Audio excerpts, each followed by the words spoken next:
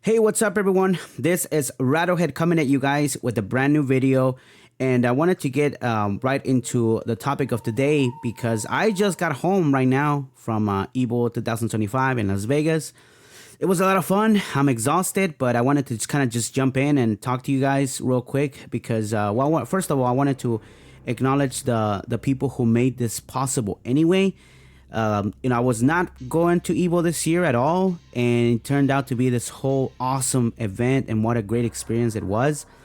So I want to give a shout out to the guys at Able Gamers. I want to thank you guys, Vinny, Jordan, Zach, and Rocco, for allowing my girlfriend and I to be a part of you guys' event. Hosting your booth this past weekend. So I want to give you guys thanks and to just acknowledge the fact that you guys, picked me to go out there and work with you guys. It was a great experience. Everything was awesome. We had a pretty good turnout on Saturday. I know Sunday was, it's always kind of iffy because everybody's kind of wanting to watch the finals or, some side tournaments going on or whatever. But it was still fun. And I do have to mention something about that was really cool. But anyway, again, I just want us to start with giving thanks to Able Gamers for making this possible, for making this trip possible. If it wasn't for them, I wouldn't go to Evo because I'm just more about making content here and just recording videos, posting them out there, and that's it. But yeah, I ended up going to Evo, and it was a lot of fun, a lot of good experience. Same thing like in Combo Breaker. Finally got a chance to check out a lot of the vendors and everything, and so many cool things happened. One, I guess because we're in the topic of that, is I want to mention a little bit how it went down. So basically on Friday, it was kind of more introduction. I even got a chance to walk around the venue and everything. So as far as the Able Gamers table, everything was kind of picking up. But a lot of vendors were sort of kind of the same. But it was busy though. It was on Saturday. We got a lot of matches in. It was a good time. People were stopping by. They were interested in the topic of accessibility and all that stuff. So that's the whole point, right? Talking to people who go to these tournaments and have no idea, right? That's the thing about it. A lot of people don't realize that yes, accessibility is more mainstream or whatever, but there's always gonna be people who have no idea that's happening even right next to them, literally sometimes. You know what I mean? So that's the thing, and so it was awesome. Got a chance to meet some people who are maybe not necessarily familiar with the blind FGC or whatever. So that was a lot of fun, and Saturday. But Sunday, actually one top player did stop by that plays Mortal Kombat. I got a chance to play with him, and it was freaking awesome. And everything. But what happened on Sunday was that we had this 14-year-old. That is another one-handed player. Shout outs to a lot of you guys out there that that are friends of ours. And this kid was insane. He played in Mortal Kombat 1. He played Omni-Man and Sector. Really good, And once I found out that he was with one hand, I was like, hey, that's awesome, But obviously, I was more worried about the gameplay because I could not beat this kid at all. Like he was good. I would take rounds, but then he would adjust to my gameplay real quick. He even made me switch characters, But his main was Omni-Man and Sector. And he actually entered the tournament as well, so I heard he did pretty good in pools. So that's awesome. That's what I'm talking about, So it was really cool. That's the kind of things that we want to mention. And then of course I could not go out without mentioning that I got a chance to meet my boy Joey, who is also friends with Blind Warrior Sven.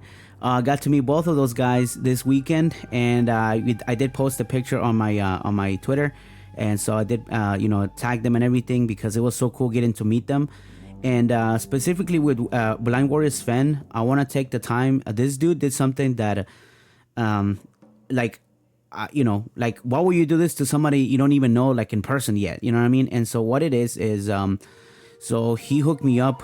And this is cool because he's obviously the best Street Fighter player, and he uses a particular set of headphones, and that helps him. That has noise cancellation and everything.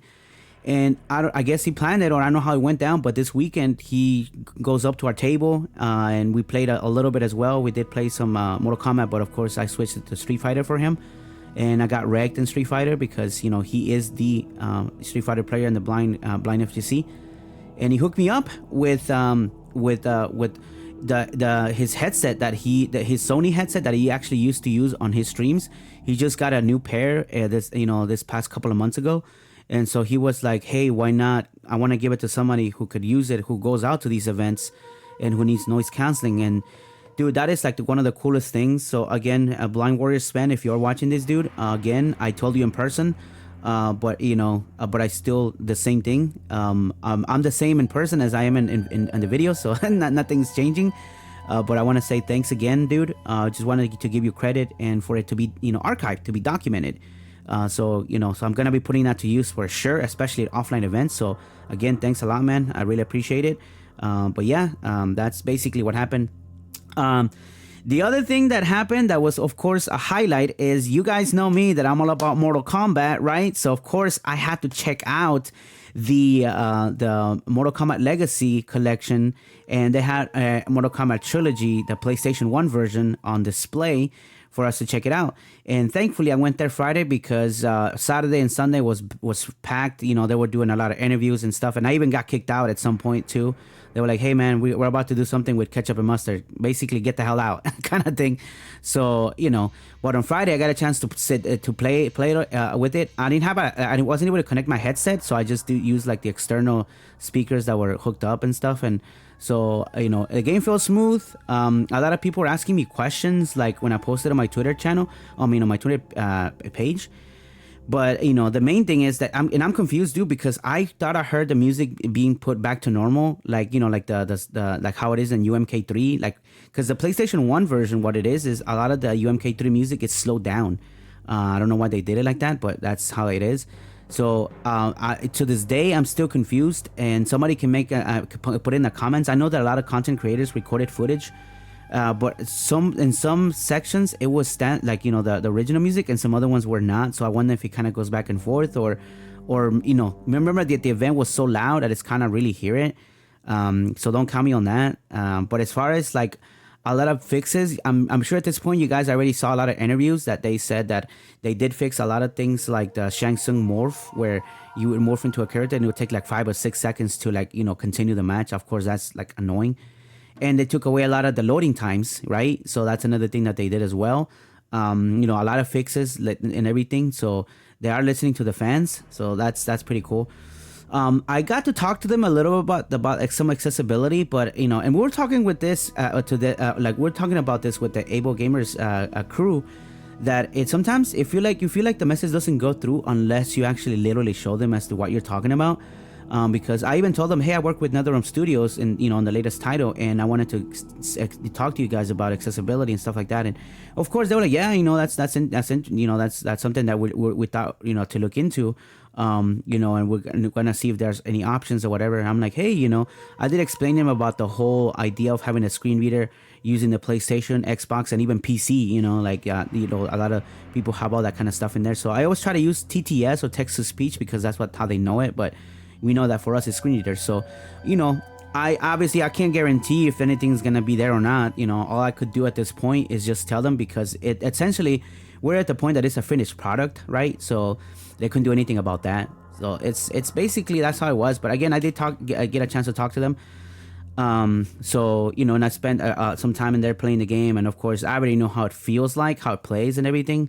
So it's not, and of course the audio, from what I even checked out some content creators that did upload their stuff, and it's still in mono, unfortunately. Like they didn't look into the archives of the Mortal Kombat live tour, where the audio that they had there was in stereo. Like I feel like they could use, that source code from or that source files from back then, and kind of see how they did the audio panning and stuff, because the audio live tour sound is really good. It's like, it definitely can translate to how modern games sound like now. But anyway, that's this is one of those things that's very difficult, for that's why we say accessibility is not something you just because you say so doesn't mean they're gonna do it, or they know how to do it. Like that's why people literally have to take courses on what this is all about. And then of course I definitely want to finish discussing. I did get a chance to stop by the what's that other game?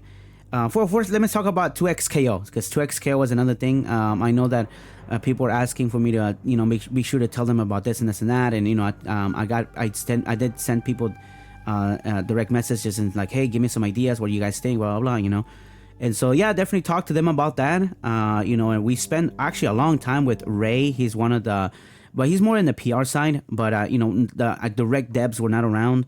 But he definitely knows that people are requesting accessibility features. They did confirm that they are like watching people that make comments, suggestions, and stuff like that. They even talked about. I made a video about it a long time ago when the game first came out on the other beta. But then also like they even acknowledged the fact, because I think one of the the people that they did a video a long time ago, they even mentioned Kid Vision. One of the who's really interested in this game. So so they say they are paying attention. It's just obviously like in the end they don't make the decisions. Like it's the publisher at the end, which makes sense. That's how they do it. Developers really don't make that choice. But that's basically it. And of course, all the Invincible verses. That's one that it was hard to get into. It was packed. It was really hard to get in. 2XKO was hard too, but we managed to secure a spot to talk to at least one representative. So. It's very challenging. So, but other than that, Evo was a good time.